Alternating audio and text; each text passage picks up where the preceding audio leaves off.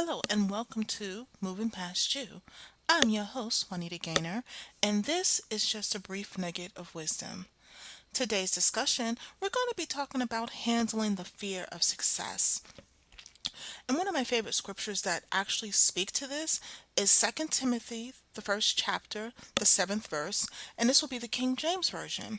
And it says, "For God has not given us the spirit of fear, but of power and of love and of sound mind." Now, when you talk about the fear of success, people think, well, you can't be afraid of being successful. But in actuality, you can. And speaking from experience, it can be very, very crippling. The fear of success is just as paralyzing as the fear of failure. Many people fear success because it tests their limits and it makes them vulnerable to new situations. Even worse, success can expose weaknesses and force people to deal with their flaws. One of the main reasons that I was, afraid, my fear of success was is that I did not want to put in the work to do more. Because, as you say, to whom much is given, much is required. I didn't want to do that much as required. So therefore, I never went above a plateau because my fear it was, okay, if this really works, I'm really going to have to get out there and do that. I'm really going to have to invest into it. You know, Success is scary because it involves change. Success can be intimidating because it can be hard to handle.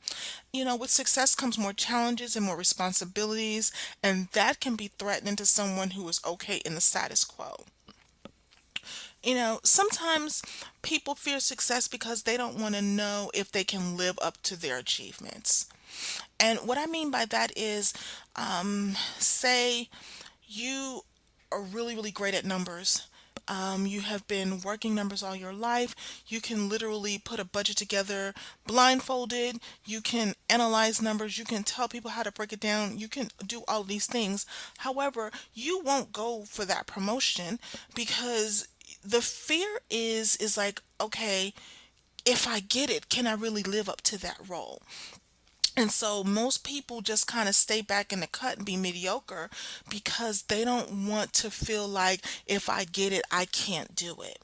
You know, a lot of people, and including myself, and I have had this issue, is it's like I didn't think I was good enough. I knew I was smart, but I didn't think I was good enough.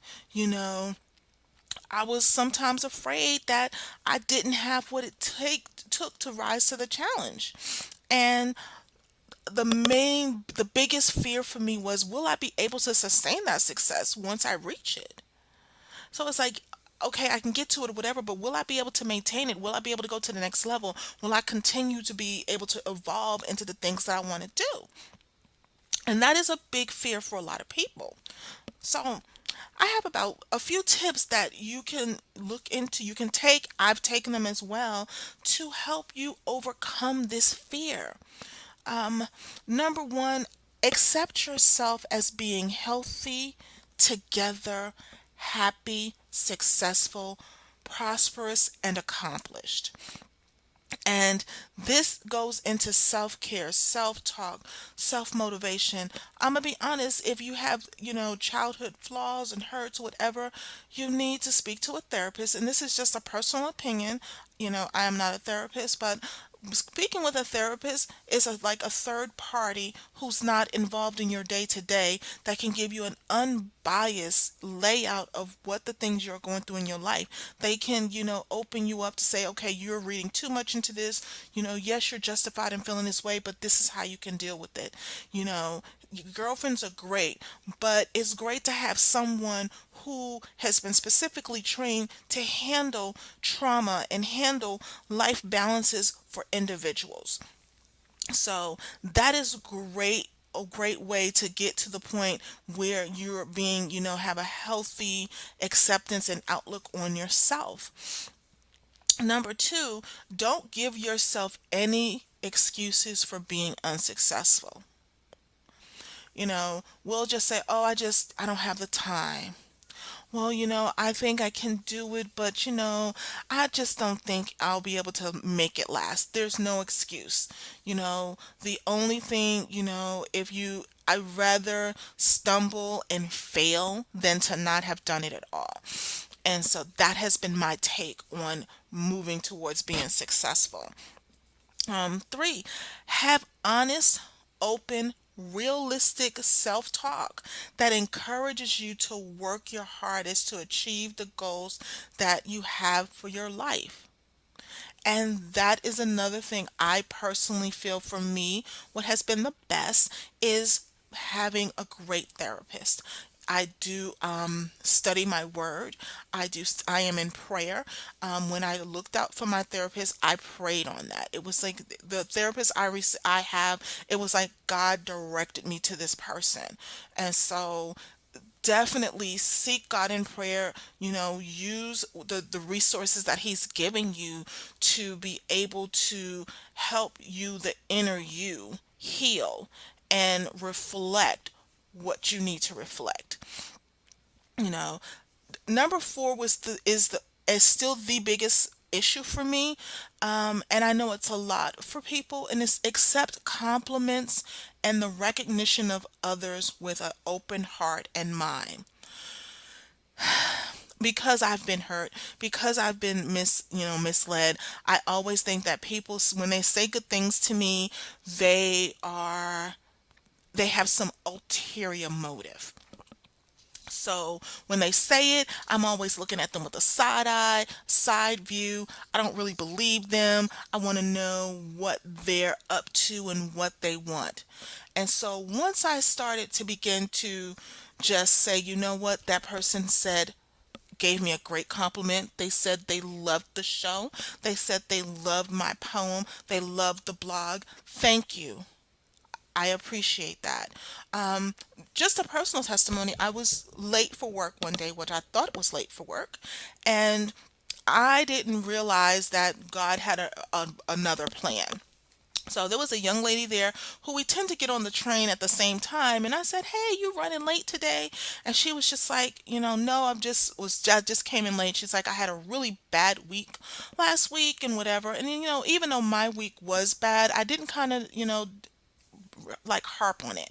And she was talking, and I just began to pour into her and to minister to her, and we left it at that. Well, 2 days later, we was on to at the we was on time this particular day, and she said, "Thank you so much." She's like, "Your words and that really helped me get through that day."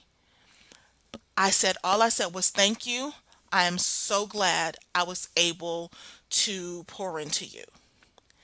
Now, before I would have just been like, oh, no big deal. Oh, it's okay. So I've learned to stop doing that. And it's a process that I'm working through. So when someone gives you a compliment or they give you, recognition, accept it with an open heart and open mind. Okay. Number five, you must learn to reinforce yourself for the hard work, effort, and sacrifices you've made to achieve success. And what that means is that you have to kind of do a balance. You're going to have to put in, there'll be some nights that'll be longer than others. There may be a time you may not be able to go with your girlfriends, or your family or your guy friends to, that particular, outing of football, but there's an opportunity to go later. You have to have a great balance so that you're not completely so focused on success that you miss the little things. Like you miss the kids, recitals, or graduations, or the little pictures that they draw, just enjoying those small moments. you know Number six is a big one. Begin to express your views and opinions on topics without hesitation. If you know that you have that knowledge and that you have the skill set, go ahead and speak, and you have the facts in place, and you've done the research, and you know what you know. Speak up. Give your opinion. Talk about it. You know, People can agree, disagree, or whatever, but begin to express yourself as the expert or the authority that you are in the topic in which God has given you and the purpose for your life. You know, seven, begin to visualize and speak what success will look like in your life. And when I say that, success does look different for everyone. Success for me is to be able to take a vacation with my entire family for if I wanted to do it for 3 weeks and not have to worry about the money. I want to be able to just take my family and let us enjoy a great vacation. You may just want to, success for you may be completing your PhD or your master's or obtaining a board of directors position, whatever success looks like for you. Begin to visualize it and speak it into the atmosphere. You know, eight, which is another big one, giving others credit, recognition, and support for their personal achievements and successes and accomplishments. Just like you want somebody to pat you on the back, you have to reciprocate that. Now, don't get me wrong, you may not get the same thing. However, you have to be Christ like and you have to love your neighbor as you would yourself. And so, therefore, it's an open practice.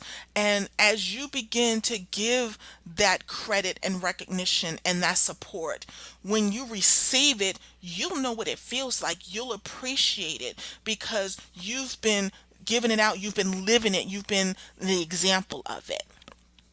And finally, recognize and welcome the chance to triumph over competition without feeling unworthy or undeserving. And what that means is you were chosen to do the job, or you got the big contract, or you got the project. Do not feel like you're unworthy. You received that because you were qualified for the job. And also, you got to understand God's favor is unmerited. When God positions you, when God places you, when God makes a decision that's what's going to be for your life, that is what He's going to do. And there's nothing that no one can do about that. The only person that can stop that is you. We are our own worst enemies when it comes to the plans and the purpose and everything that God has for us. He sees us in the best lights. He's forgiven us. He loves us. He has shown us that we have to come out of our own heads. We have to move past ourselves so that we can really truly see the light at the end of the tunnel so that we can get to the end game. So my question is, what are the things are you putting into place, for the rest of this year and the coming year so you can put fear in its place once and for all? And so, if you're not a part of our Facebook group, you can go to Facebook and search for Moving Past You. Go ahead and join the group and actually answer that question. I will have these show notes in the group. It's called, you'll look for Nuggets of Wisdom and go ahead and search for that and put your answer. What are you putting into place so that you can put fear in its place once and for all? The fear of us not doing anything, the fear of success, the fear of stability, whatever fear you have, what are you doing to put it in its place? Well, I want to thank you so much for listening to Nuggets of Wisdom on Moving Past You. And again, if you're not a part of our Facebook community, go on Facebook, search for Moving Past You, and join the group. It is a public, open group. There's show notes, you can get bonus content, and we can answer these questions and have these discussions amongst other peers. And as I leave you with this one final note, always remember to be kind in your word, your thought, and your deed. We'll see you soon.